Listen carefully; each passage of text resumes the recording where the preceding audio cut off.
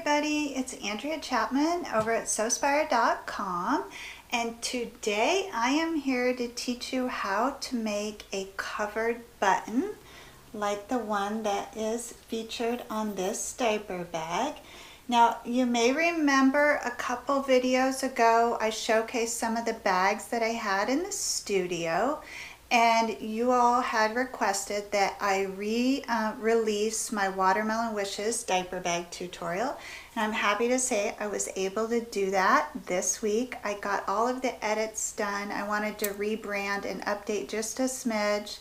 So I have the instructions all prepared for the version of this bag that has the zipper top. If you do not want the zipper top, just simply stop sewing at the point of where I start making the zipper casing and instead create your button tab closure. And the button tab closure, the tab portion will be installed along the back of the bag in between the exterior and the interior layers.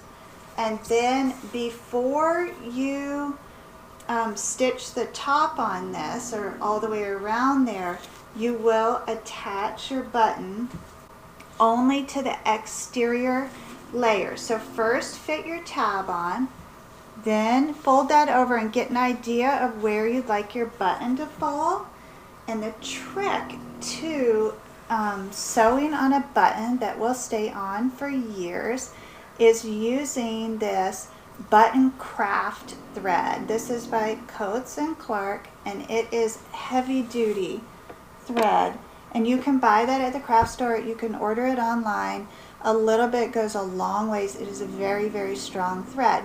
Now the rule of thumb is use double thread and go through that button shank twice. So you'll essentially have 4 layers of thread going through the back of the button, and then tie a knot for every year you'd like the button to stay in place. So a diaper bag like this can last a really long time if you use good quality fabric. So for this one I tied 8 knots in the back of the button, and it would be kind of fun to know if in 8 years the button popped off, but let's hope that it doesn't even pop off in 8 years. But 8 years would be more than enough time for this diaper bag to be in circulation. Alright, for this project you're going to need your button cover and your button shank. This is a 1.5 inch size, and I bought this at the fabric store, and it came with this little tool here, and it's 2 pieces, and you'll use that to create the covered button. I like to use a 3-inch square of fabric and a 3-inch square of quilt batting to create mine. So you'll layer that with your fabric right side up, and then you will take the base or the larger portion of that tool and you'll position that on the table with the bowl part facing up, and then you'll put your fabric right side down, and then you'll take the actual button part also with the bowl portion facing up, and you're going to push that down in there. You're probably going to need to use both hands, and you're just going to go all the way around until that sits inside of there. And it does take quite a bit of force or pressure to get that inside of there. And then once you have that in there, that's what it looks like, and you can see like it won't fall out. So then you can take your scissors and trim all but, it looks like about 1/4 inch of that excess fabric away. Okay, so that just can get discarded, and now your button looks like this. And then push all that fabric in towards the center. And you want to go around a couple times because you do need all of that tucked into the center. Then take your button shank and position that on top like that. And this part also requires some pressure. You take that blue top and put it on, and sometimes I can get it with my hands if I put enough pressure on it, and you'll hear like a little pop. In the event that that's not working for you, just go ahead and use a little hammer. You don't want to whack right in the center because you'll crack this blue piece, but you can go around that a couple times, and I suggest doing that anyways to make sure that the shank is situated in there nice. But like I said, if you hear that pop, you're probably okay. You don't want the back of your button to pop off, because that would be dreadful. And now I have this really beautiful, fun button. It would just be fun to make a whole bunch of buttons, wouldn't it? So now what you'll want to do is create the tab that you will attach to your bag, and that will wrap around the button. Just a piece of cotton fabric that was 8 inches long by 4 inches wide. And I press that at the iron just like I make my straps. First, I folded that in half and then pressed it. And then I open that up and I bring the raw edges in on the center line and press that. And then I fold the edges over to create a strap which measures approximately 1 inch wide by 8 inches long. And I'm going to head over to the machine and top stitch down both sides.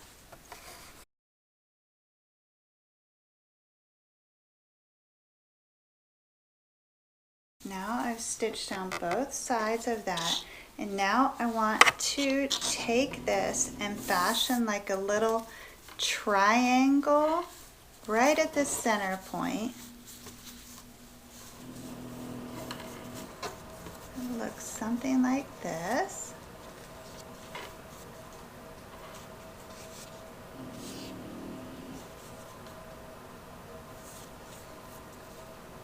Okay, and now you're going to need to stitch just on the outer edges of that triangle, and you can try and line up your stitching with this side row here if possible.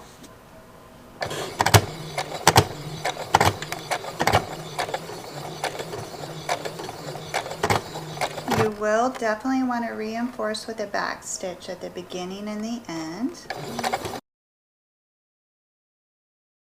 Alright, and now you have this great tab, which when you attach the button to the exterior of the bag, it will fit in there like that. So imagine that the button is attached to the exterior bag, and then this top gets inserted in between the exterior and the interior layers of the bag, and that will fold over and loop onto the button.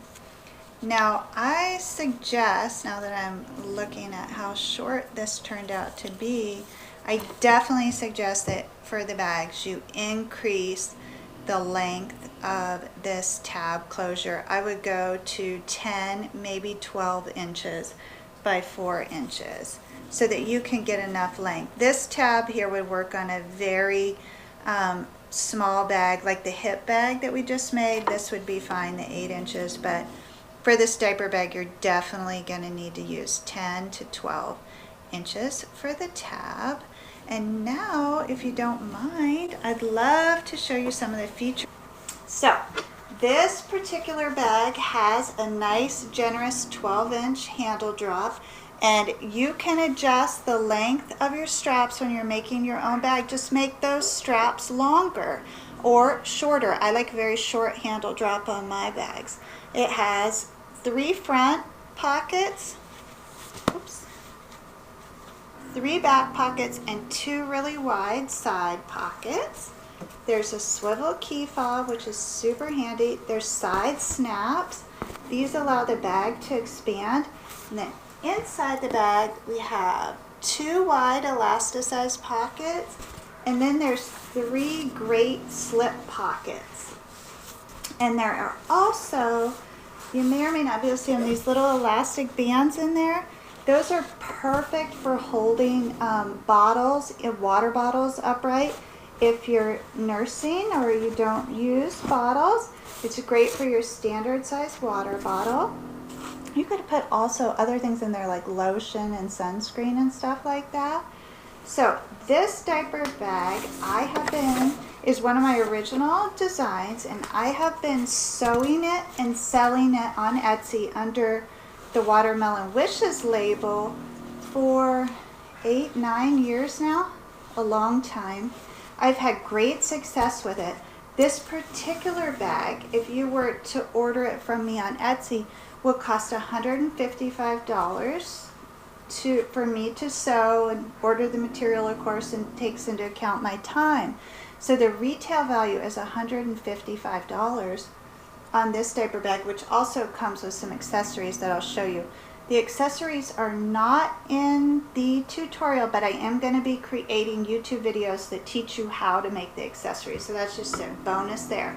But back to the pricing on this. So if you purchase the tutorial, which right now is on sale for $9.95 on October 1st, 2016, that price is going to go back up to its original price of $12.95. So that's just really is a phenomenal deal. And what are, the chances that if you're not going to have a baby, that you're going to know somebody who's having a baby or get invited to a baby shower? They're probably really high. And what an incredible gift. Like, you're bringing a $155 gift to the baby shower, and it cost you $9.95. And, of course, your time and your materials, but you're going to have so much fun making it, and you're going to be so darn proud when you're done. So I hope you consider ordering the tutorial. All of the proceeds from the tutorials help me offset the cost of running the blog and keep me here bringing you the free YouTube video. So I really, truly appreciate your support if this is a project you're interested in.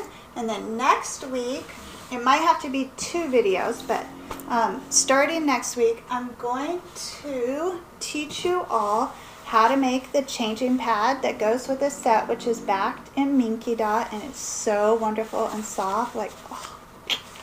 And then a diaper clutch. This will hold a disposable package of wipes and then 2, sometimes more diapers, depending what size diaper you're using. And this is very handy, and it goes along with the diaper bag. Now, this by itself makes a wonderful gift. So even if you don't purchase the tutorial, be sure to tune back in and learn how to make both of these pieces in the coming weeks. And then in addition to the diaper bag tutorial, I was also able to re-release my padded camera bag tutorial that you all requested. This is one of my best sellers. It is so fun and so easy to make and totally, totally functional. So the tutorial that you'll find on Sewspire.com is on sale right now for $6.95, and then October 1st it's going to go up to $9.95, and it is for this size camera bag here, which I call the compact camera bag. This will hold, it's really nicely padded, and it will hold the digital camera with the 55mm lens attached. And as a bonus, with the purchase of the compact camera bag tutorial, I have included the measurements so you can upsize that pattern and create the medium camera bag, which will hold the digital body with the 55 or 300mm lens attached. And if you are really clever, you can fit the 55mm attached to the body sitting upright and the 300mm lens sideways. Some people think that's a little too cramped for their equipment. I don't mind that, and that's what I use as this medium bag. And then I also included the measurements for the large bag, which is about 4 inches longer than this medium here, and will offer you plenty of space for almost any lens that you might have, unless you're a true professional photographer. And then I'm guessing you have your own camera bag already. So these bags, if you want another gauge there on the retail value, I saw the compact camera bag for $55 on Etsy under Watermelon Wishes, and the medium bags are $65 and the large bags are $95. So for $6.95, you could be making a lot of camera bags for Christmas presents this year. I always get folks that ask me if they're allowed to sell the items that they make from the tutorials. Absolutely, positively you may. You of course can't sell my tutorial because that would be copyright infringement, but if you make it, you can sell it. And you know, I know there's a lot of people that tell you that you can't sell the things that you make with their tutorials, but if you make it, honey, it's yours. You can sell it. So no need to ask my permission. By all means, make your beautiful bags and sell them and keep that money and be proud. If you want and you would like to give me credit for the design, you're welcome to write that it's a Sewspire pattern. That would just be very kind of you. And as with all of my tutorials and all of my patterns, if you have any questions at all or anything is not clear, just send me an email, catch up with me on Instagram or Facebook, and I will do my very best to get the answer for you. I may even be able to create like a supplemental video for you, like if you're having trouble with any aspect of it. Chances are good, if you're having some difficulty, there is at least one other person who is in the same situation. I'd be more than happy to clarify that for you. I try to make the tutorials really, really clear. I have lots of photos in there and very concise written instructions because I personally am a visual learner and I have geared my tutorials towards that.